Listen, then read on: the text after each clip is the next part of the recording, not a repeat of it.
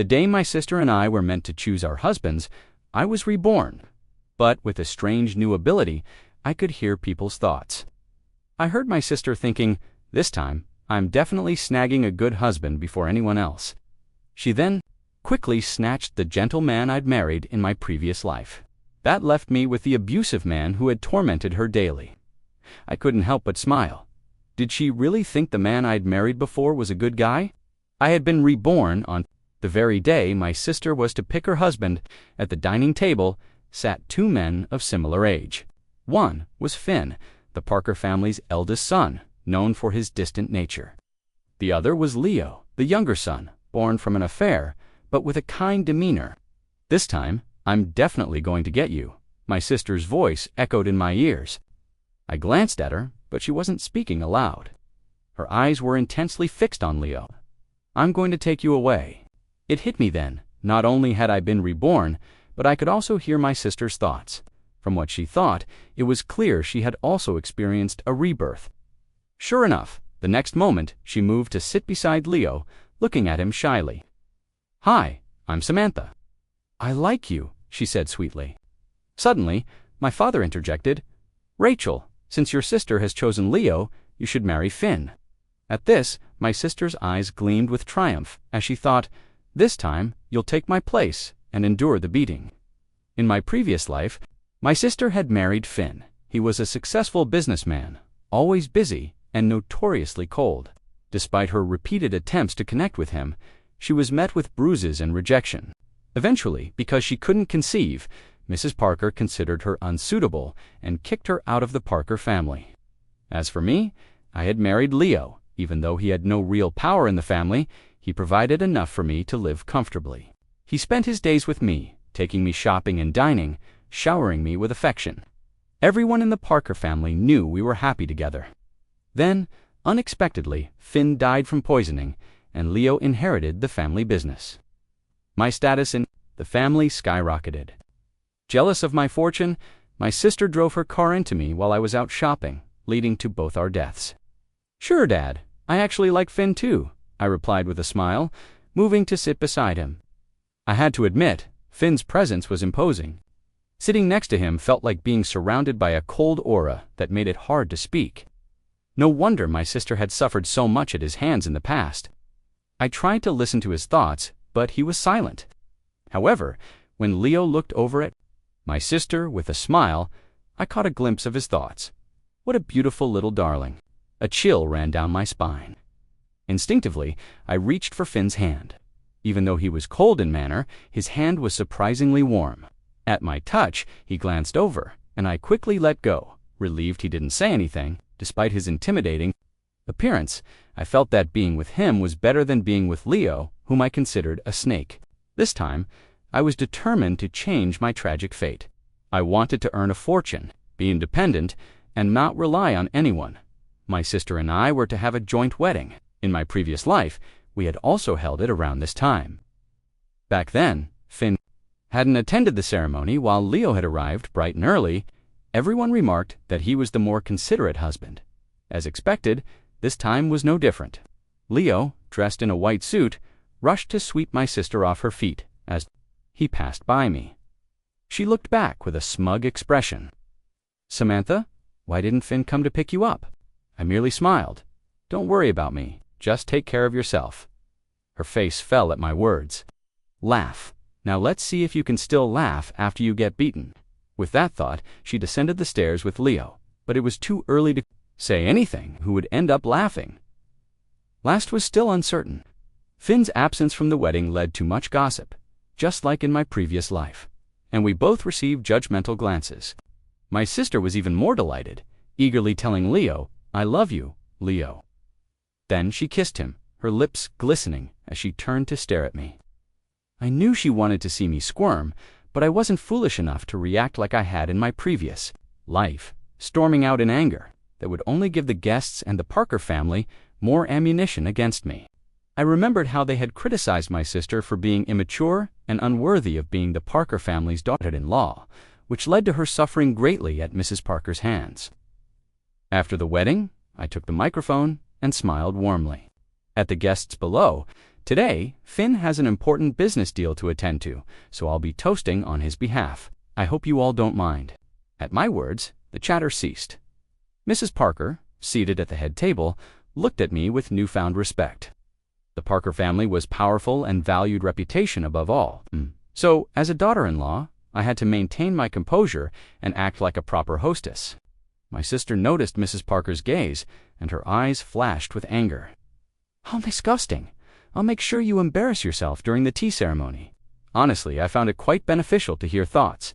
It was like having a golden ticket. That made everything easier. When it was time for the tea ceremony, I gracefully lifted my dress and walked toward Mrs. Parker. My sister was fixated on me, silently counting 1, 2, 3. But I sidestepped to grab the tea, causing her to stumble and fall, soaking herself in the process. "Are you okay?" Leo rushed to help her, but in his mind he scolded her. What a fool! Everyone turned to look at us. Mrs. Parker's face was a mask of fury, clumsy. "Do you even have the demeanor of a second daughter-in-law of the Parker family?" I'm sorry, Mom, I didn't mean to." My sister quickly apologized, though her eyes betrayed her resentment. If I were her, I wouldn't act out this time. I would just live my life quietly. But since she didn't want me to have an easy life, I certainly wouldn't hold back either. Because of my sister's blunder, the wedding wrapped up hastily. Mrs. Parker had not given her a single kind glance throughout the event, but when she looked at me, her eyes were filled with satisfaction. She took my hand and said, "Samantha, tonight I'll make sure Finn comes back to keep you company as compensation, as expected." Finn did return that evening. He opened the door, untying his tie, exhaustion etched on his face. I hurried to fetch him some clothes. "Finn, you must be tired today." He merely glanced at me, not responding. In my previous life, I had heard the servants say that Finn hadn't returned on our wedding night. My sister had been left alone in the bridal chamber, becoming the laughingstock of everyone. When she complained to Mrs. Parker, she was scolded for not being able to hold on to a man's heart. As Finn took a shower, I prepared the bed and brewed some tea. Then I tidied up the sofa, planning to sleep there alone. When Finn emerged, he looked surprised at the sight. I quickly said, "You take the bed, I'll sleep on the sofa." "Samantha, are you playing hard to get?" He narrowed his eyes at me, his bathrobe slightly revealing his chest, droplets of water glistening on his skin. I had to admit he had a great physique. I quickly averted my gaze. "No, it's just that we don't have any feelings for each other, and sleeping together would be awkward for both of us. If possible, I'd like to collaborate with you." "What do you mean?" After all, this is just a marriage of convenience. Many couples in similar situations live separately and just pretend to be together. I married you to have a secure life. I don't expect anything more. Hearing my words, he suddenly smiled. "You're quite clever. I happen to feel the same way. I can agree to that. I was just an ordinary person, lacking the skills to capture a man's heart." After all, in the Parker family, his attitude toward me depended on Mrs. Parker's opinion of me. I didn't want to end up like my sister in my previous life, facing hostility from everyone. That would bring me no benefits. Plus, he had been abusive to my sister before. I didn't want to provoke him and risk being hurt myself. So, I chose to coexist peacefully with him this time. I only wanted to earn money, start my own company, and rise to success on my own. The next morning, I woke up early, careful not to disturb Finn. I tiptoed into the kitchen and prepared breakfast, recalling how in my past life, my sister never once made a meal for her husband. She had always expected to be served, complaining about the Parker family's cold atmosphere. But I wanted to be different. Finn walked into the kitchen, his shirt slightly unbuttoned, his hair still wet from his shower. I offered him a cup of coffee. He raised an eyebrow. "You cooked?" I nodded. I thought it would be polite. "You had a long day yesterday." He sat across from me and took a sip. No praise, no comment, just silence. But I was starting to understand that his silence was not always a form of coldness. Sometimes it was just how he existed. After breakfast, he grabbed his briefcase and said, "If you need anything, ask the driver. Don't go out alone. Some people in the family might test you." His words surprised me. Was that concern in his voice? I watched him leave and felt the first flicker of respect for a man I had once feared. This time, maybe things could be different. Later that day, I met with Mrs. Parker. She examined me from head to toe, her eyes sharp and calculating. "You did well yesterday," she said. "Finally, better than I expected." "Thank you, Mother," I replied with a calm voice, bowing slightly. "Your sister lacks discipline. But you might have some use. Keep her in check. And remember, what you do reflects on all of us." "Yes, I understand." As I left the room, I heard her thoughts. So far, so good. Let us see how long she lasts before crumbling like her sister. I smiled to myself. If only she knew I had lived this life once before, I would not crumble. In the days that followed, I kept myself busy with books and online courses. I wanted to sharpen my business skills. I even started tracking the Parker family subsidiaries, noting their weaknesses, studying their investments. This time, I would not just be a quiet wife. I would build something of my own. Meanwhile, my sister had started to face the coldness of reality. Leo, though still sweet on the surface, was starting to show signs of irritation. "You embarrassed me at the wedding. Could you be more graceful?" he said one evening. As she knocked over a glass during dinner, she pouted, clinging to his arm. "But you love me, right?" He smiled, but his thoughts were clear. She is becoming more trouble than she is worth. I had no pity for her. She had wanted my past life, and now she had it. One evening, Finn returned home, unusually late. He looked exhausted.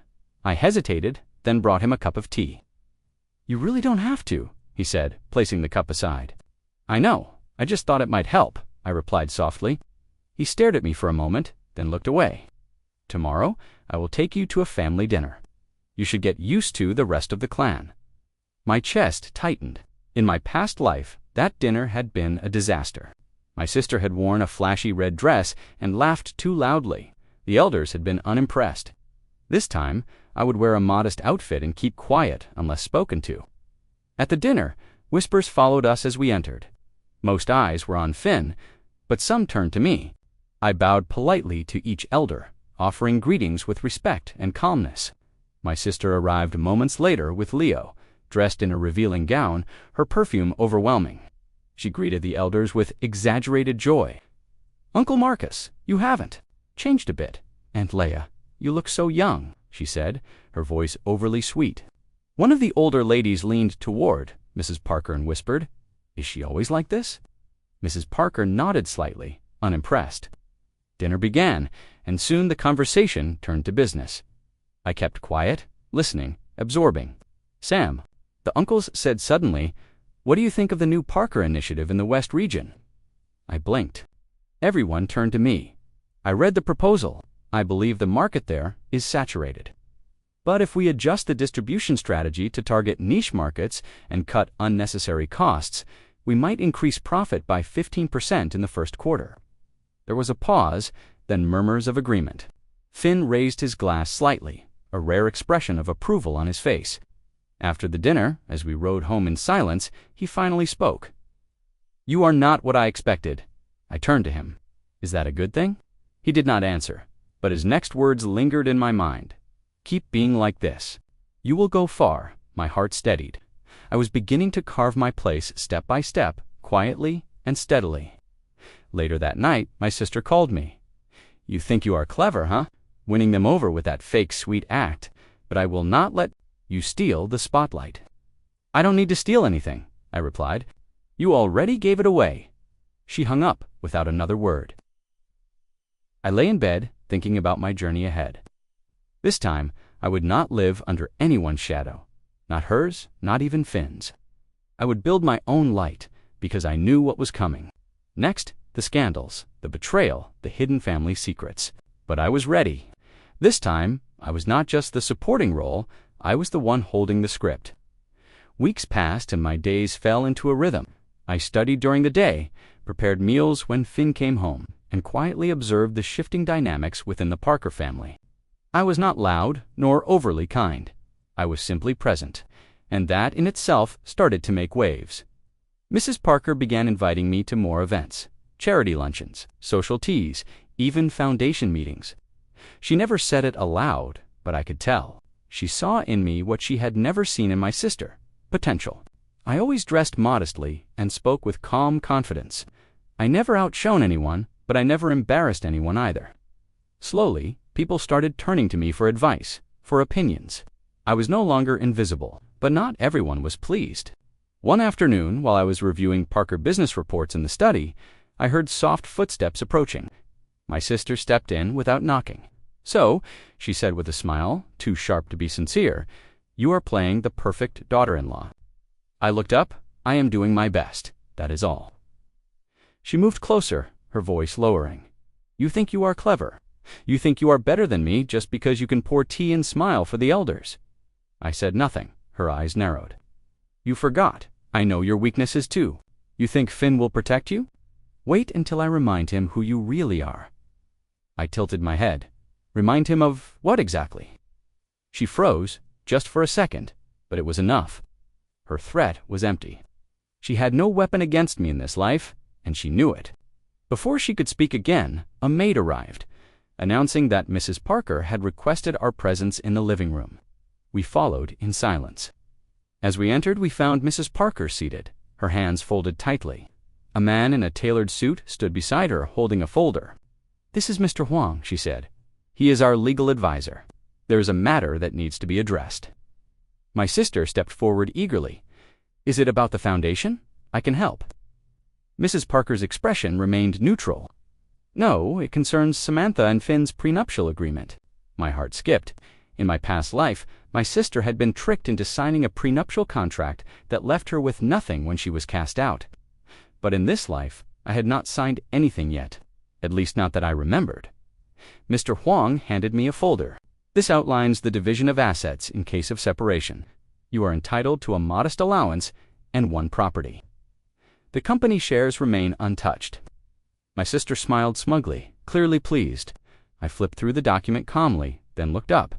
"I see, but I would like to propose an amendment." Mrs. Parker blinked. "Amendment?" "Yes," I said. "Instead of taking a property or allowance, I would like 10% shares in Parker subsidiary number 3.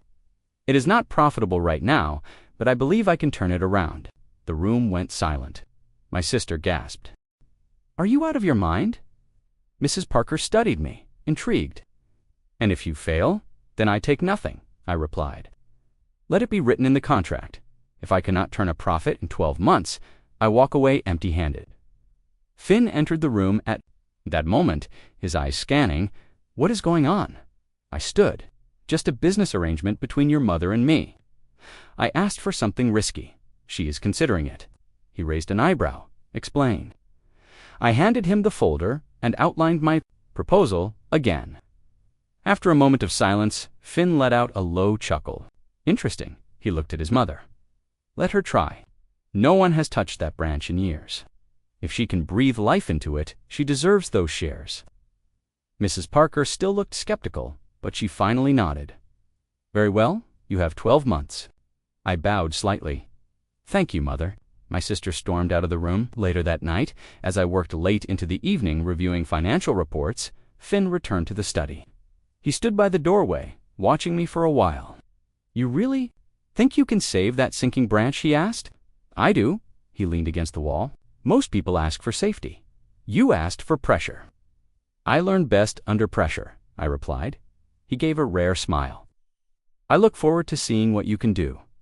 I didn't respond. I returned to the numbers, already planning how I would approach the failing business. I had memories from my previous life. I knew what mistakes had been made before. This time, I would correct them. That same week, I made my first visit to the subsidiary office. The building was smaller than the main headquarters. The staff looked bored. Paperwork piled on desks. There was no energy. I gathered everyone in the meeting room. "I am Samantha Parker," I began. "And as of this week, I am overseeing operations here. I am not here to punish anyone. I am here to build something with you. But make no mistake, there will be changes, and I will expect results." There were whispers, doubt, curiosity, but most importantly, attention. I left the office with a list of immediate changes. I cut redundant expenses, revised the marketing strategy, and brought in a small team of younger analysts I had met during my online courses. It was not much, but it was a start. Back home, I barely slept. I worked into the night. I ignored the gossip in the main house. I tuned out the whispers of failure. I had taken the first step, and I was not turning back. 3 months had passed since I took over the failing subsidiary. Every morning, I arrived before the staff. Every night, I was the last to leave. The numbers began to shift, slowly. Orders increased. Clients returned. The office no longer felt lifeless. At the main Parker estate, whispers about me turned into curious praise. Even Mrs. Parker started asking questions at dinner. "How are the quarterly numbers coming along?" she asked one evening, spoon in hand, eyes fixed on me. I answered calmly, "We have cut losses by 20% and regained to previous investors. I expect profit by the end of the fiscal year." She nodded slowly, a trace of approval on her face. Across the table, my sister's fork scraped her plate hard. Leo reached for her hand to calm her, but in his thoughts, I heard him clearly. This woman is starting to make me nervous. It was not just him. My growing success unsettled more people than I expected. One afternoon, I returned to my office. To find a bouquet of red roses on my desk, no card, no name, the receptionist stepped in. A man dropped them off, said it was a thank you for saving his company. Suspicious, I sniffed the flowers. Nothing strange, but still, I had them thrown out. In my past life, my sister had received similar gifts, many of which were traps. Scandals had followed, photos leaked, rumors spread like fire. I would not make the same mistake. That evening, Finn returned home earlier than usual. I was reading a market report in the lounge. He sat across from me and said nothing for a while. Finally, he asked, "Who sent you flowers?" I closed the file calmly. "I don't know. I had them thrown out." He raised an eyebrow. Smart. It caused a stir in the family group chat. "Let them stir," I said softly. "I have more important things to worry about." He smirked slightly. "You're starting to sound like me." I looked up at him. "Would that be a bad thing?" "No," he said after a pause. "Not at all." Later that week, Mrs. Parker asked me to accompany her to a private charity auction. "You will represent the Parker name," she said. "Make sure you wear something from our sponsored designers." It was another test. I knew the auction would be full of elites, gossipers, competitors, and traps. I wore a long navy gown with minimal accessories, tied my hair back, and kept my makeup light. At the venue, cameras flashed the moment we stepped in. I stayed close to Mrs. Parker, nodding politely to everyone who greeted us. Then I saw her, Vanessa Lang. In my past life, Vanessa had been the woman who seduced Finn during a rough patch. In his marriage, she had whispered lies into his ears, manipulating him into distrust and anger. She spotted me and glided over. "So, this is the new Mrs. Parker," she said with a flawless smile. "I have heard mixed reviews." I tilted my head. "I am honored to be noticed at all." She leaned in. He was colder than ice when I knew him. "I hope you like sleeping alone." Before I could respond, Mrs. Parker returned to my side. "Vanessa, still talking too much, I see." Vanessa's smile froze. Mrs. Parker slipped her hand around my arm. "Samantha is doing wonderfully. She turned our dead subsidiary into a rising star. You, on the other hand, seem to be clinging to old stories." Vanessa turned and walked away, her heels clicking with frustration. I whispered, "You defended me." Mrs. Parker smiled faintly. "You earned it." That night, I returned home feeling something I had never felt toward her before: respect. Later, as I stood on the balcony sipping tea, Finn joined me. He stood beside me in silence. The city lights shimmered below. "You handled Vanessa well," he said. "I remembered what she did to you before. I thought you might appreciate if I ended it quickly." He nodded. "She lies easily. I once believed her, never again." I looked at him sideways. "Do you trust me?" He hesitated for a moment, then said, "I trust results." I nodded. "That is fair." He turned to leave, but paused. "By the way, your 12-month trial, if you reach profitability by month 6, I will give you 20% shares instead of 10%. I blinked. "Is this your way of encouraging me?" He gave a rare smile, considerate and incentive. The next day, I worked even harder. But of course, nothing in the Parker family came easy. That weekend, while I was reviewing budgets at the subsidiary office, a fire alarm blared. Sprinklers rained from the ceiling, flooding the records room. Staff screamed, chaos erupted. The damage was limited, but our files, especially printed financial records, were drenched. I knew this was not an accident. Back at the mansion, I passed my sister in the hallway. Her thoughts were loud and careless. Let us see how she runs a company with no records. I stopped and looked her straight in the eye. Careful, Samantha. You might slip and fall into your own trap. Her smile faltered. She knew I had hurt her. I would not retaliate with anger. I would retaliate with success.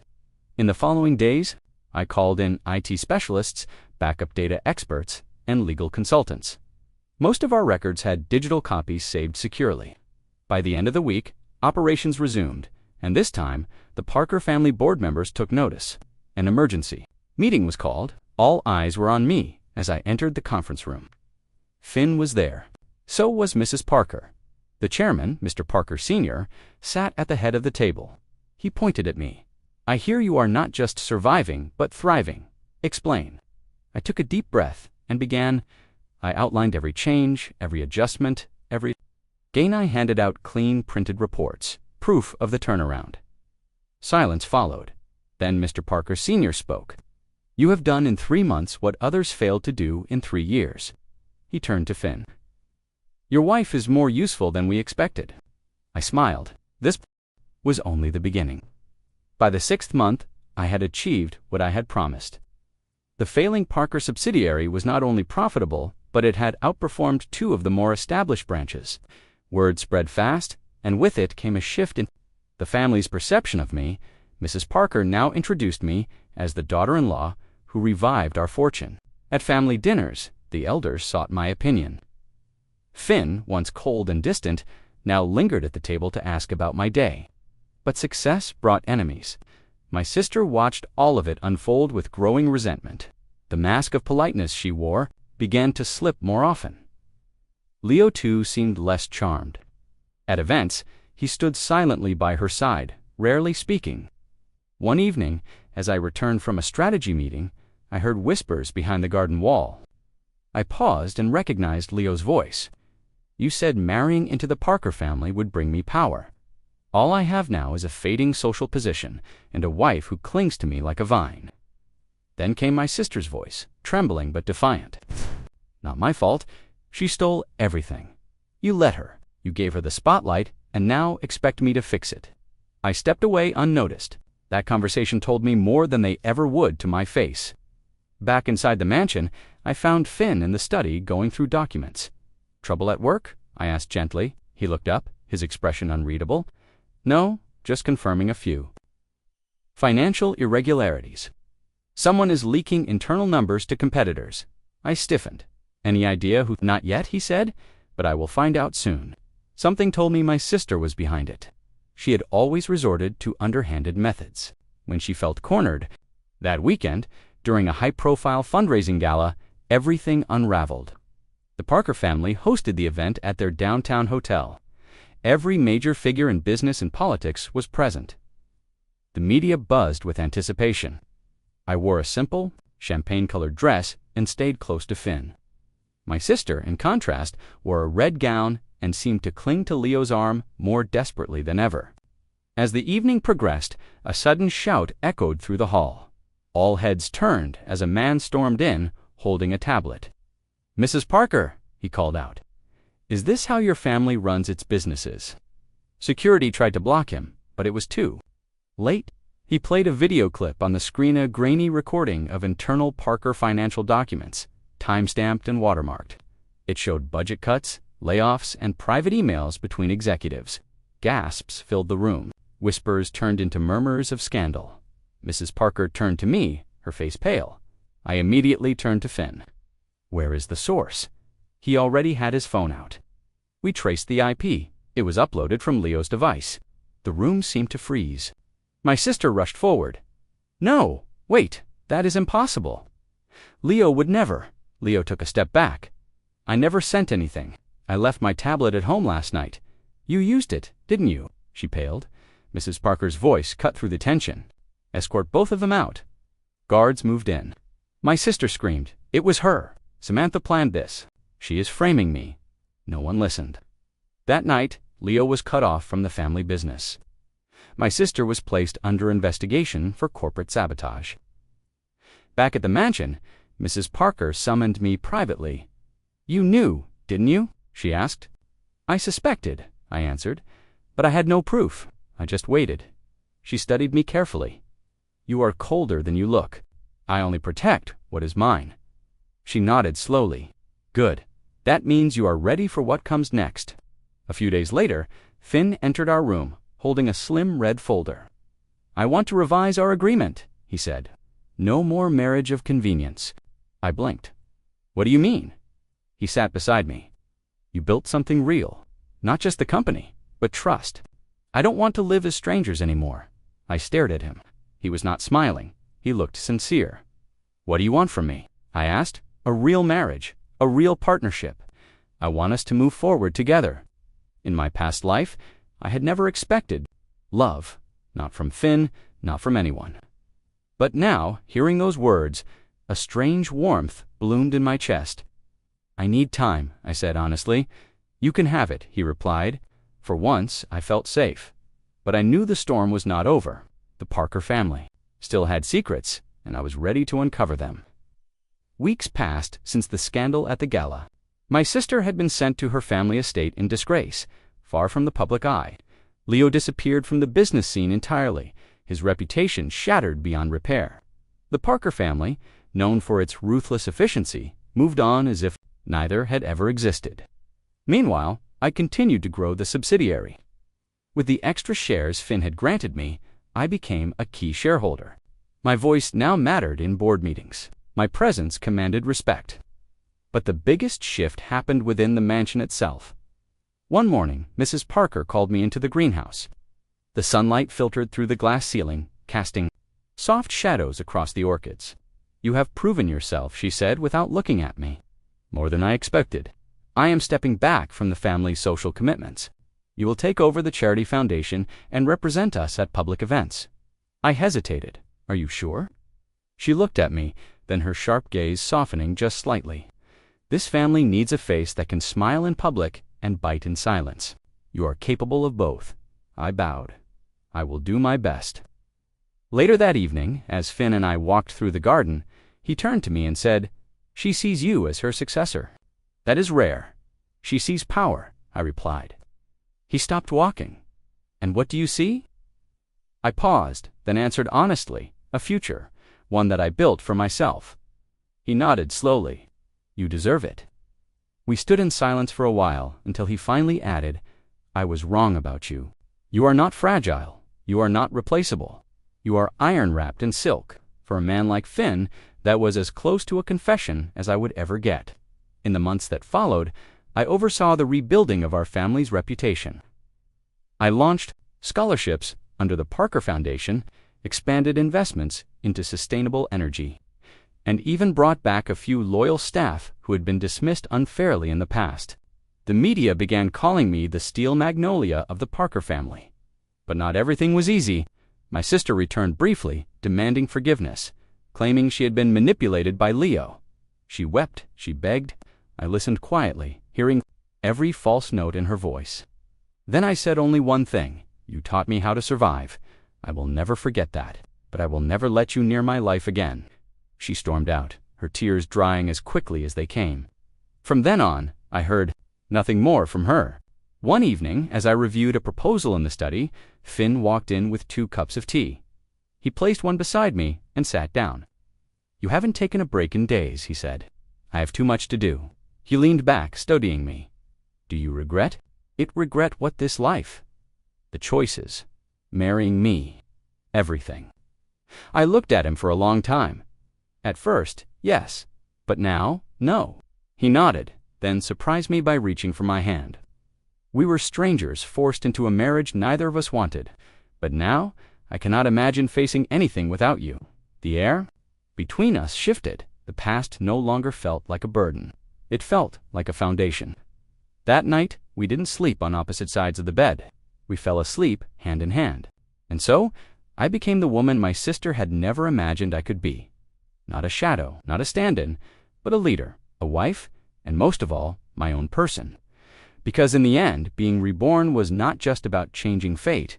It was about choosing who I wanted to become, and this time, I chose power, peace, and pride on my terms.